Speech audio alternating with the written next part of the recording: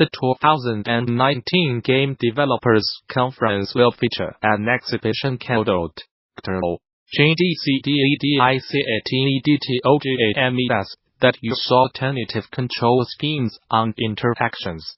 Gamasutra will be talking to the developers of each of the games that have been selected for the showcase.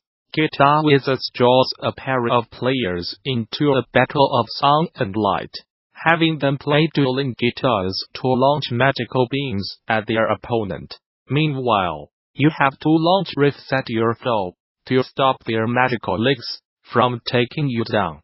Gamasutra sat down with the developers of Gute WS2812B to talk about how they turned a guitar battle into a crowd-pleasing throwdown between mages, how they helped those with little musical experience still create pretty songs, and how a natural cooperation still came of their competitive music game. With McInnes, game design, programming and hardware, and Adoné Kitching, game design, production. We also worked with our super talented friends, Sutherland, Arduino, design, and Luc Wolthers, art.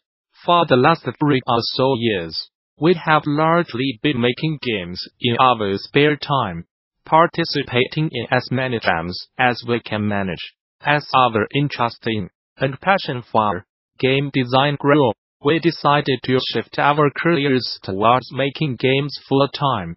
McInnes now works as a creative technologist at a company specializing in interactive installations, and Kitching works as a producer at an independent game development studio called FastLED. Our teammates Sutherland and Wolthers work with Kitching at FastLED. Gute Wizards was built using WS2812B RGB LEDs, the FastLED library, a Teensy and the Arduino IDE. The full installation includes wooden and acrylic panels that sandwich the LEDs and enhance the sparkly effects. For maximum magic, we also used modified Guitar Hero controllers, and we will be bringing custom-made wizard heads along to Alt.Ctrl.GDC 2019. Gute Wizards is a ribbon-based dueling game that takes place across an LED battleground. Players use modified Guitar Hero controllers to fire chords at one another, and in the process, create a magical spectacle of lights and sounds. By taking away the screen, Gute Wizards brings players face to face in an epic battle, and allows for a crowd to form around them. The game can be played competitively, as players try to outmaneuver one another, or it can be played cooperatively, as players settle into a groove and find flow by putting a guitar in their hands and a wizard hat on their heads. Gute Wizards aims to give players the freedom to perform and to share a moment of fun with their opponents and onlookers. Since we want as many people as possible to experience the magic of Gute Wizards, we are working on making the game more accessible. We will be bringing an additional set of controllers to the Alt.Ctrl.GDC exhibition that make it possible for the game to be played one-handed. About 5 years ago, we had a really exciting idea of fantasy-inspired dueling game where spells were fired using gesture recognition gloves. Sounds cool, right? But it was also wildly outside of the scope of our abilities as game designers and developers at the time. Fast forward to 2018, when McInnes happened to work on a LED project and discovered that our idea could be brought to life in a different way. He figured that the LED strips resembled the lanes in Guitar Hero, so we started exploring the possibility of using existing controllers in a new context. That also sparked our interest in adding a musical element to the game. We both find the idea of casting a spell of conjuring some effect in the world really exciting, and we wanted to try to capture that with the Gute Wizards. The 2-meter-long ladder creates distance between players so that They can see their musical spells travel through space towards their opponent. To highlight the feeling of making magic, we added meteoric light trails to the notes, as well as sparkling effects for when they collide. An important design consideration was also that we wanted the player to feel like the dog's rock star wizard, which is at the same time the coolest and silliest thing to be. And that's what we like about Guitar Whizzes. It lets you step into that role, and then just lets you have some fun with it irrespective of your skill as a player or musician, a wizard for that matter.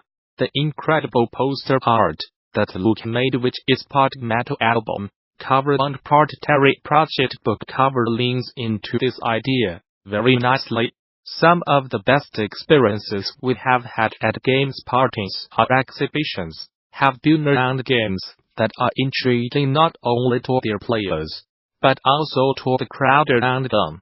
We love games like Johann Sebastian Joust, Gute Fabriek, 2013, and the shared experience it creates between players and onlookers while they are being played and watched. Those games create little communities around them. We did a few things to try to create the same kind of experience with the Guitar Whizzes. First, because the ladder in it is 2 meters long, onlookers can easily fill up the space between players. We try to ensure that the game is set up on a low display tablet so that everyone can see what's happening in the arena. Each player also has a distinct color, making it easy to follow the action. We deliberately kept the rules of Guitar Whizzes simply so that it is easy to keep track of no matter when you start watching the duel. These considerations allow onlookers to understand the game's state at a glance and to join in on the performance.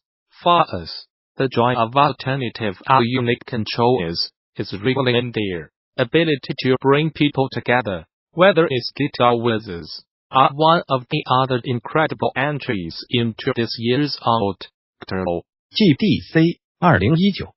Alternative controllers invite people to share a physical space and a moment of silliness, a confusion or mastery. We think that's really special, and something worth celebrating.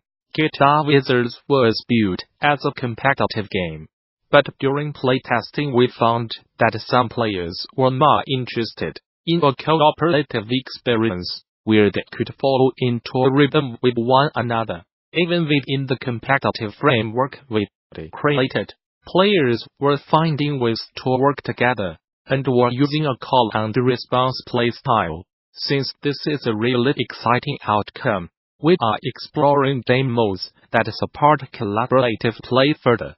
We like the idea of a low-pressure environment, where people with different levels of skill, or even interest, in music, can feel like a rock star. Maybe that comes from a selfish desire, since neither of us particularly good musicians.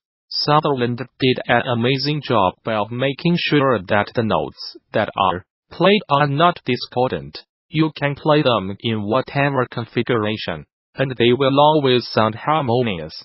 As the game progresses, the speed at which the notes travel also increases. If you can keep up, which you are bound to with a little practice, you will also get the feeling of playing a lightning-fast solo. Sutherland also produced a backtrack that establishes a beat, and makes it less daunting for players to start firing off notes. With a backtrack you are building onto something that already sounds good, instead of having to create that from scratch.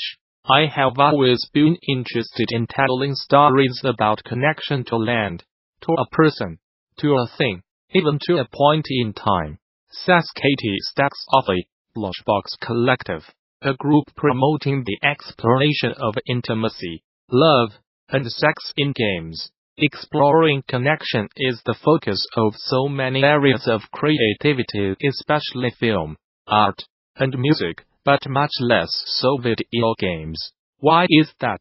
I ask myself. Games possess a unique power to place the player into a different headspace, having them become the role of another for a time. There is a special power to empathize in this, tasking the player with feeling what that other person is going through as they go through their actions and live out their lives. Like a form of acting, the player becomes this other avatar and exists as them for a time, and in this action, they are brought into intimate connection with the thoughts and feelings that come from living these lives. This unique ability to live and empathize with, more so than books or movies, or other forms of passive media, can make the player truly feel what the characters are going through.